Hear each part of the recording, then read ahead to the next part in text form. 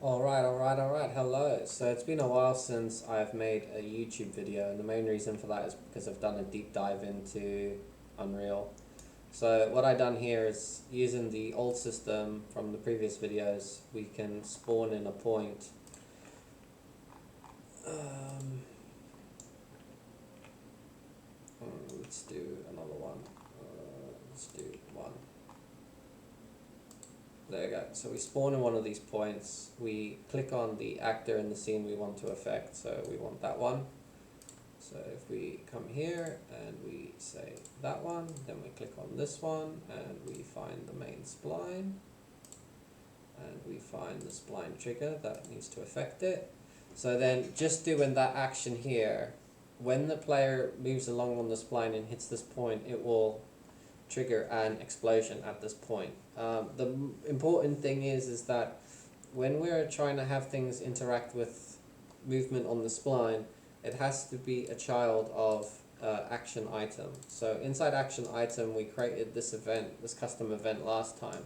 So when the player begins to overlap on the spline trigger, which is itself basically, it sends an event.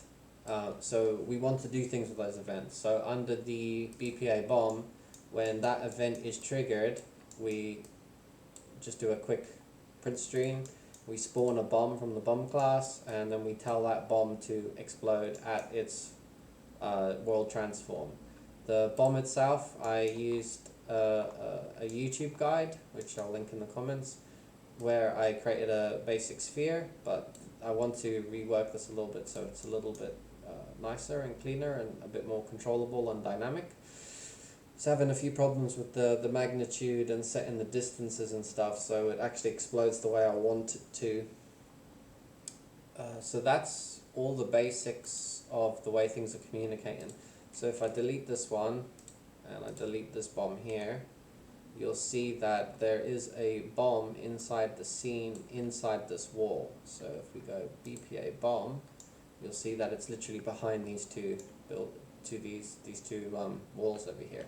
So when we press play, it will come along, it will hit that invisible trigger, and the walls in front of you will explode.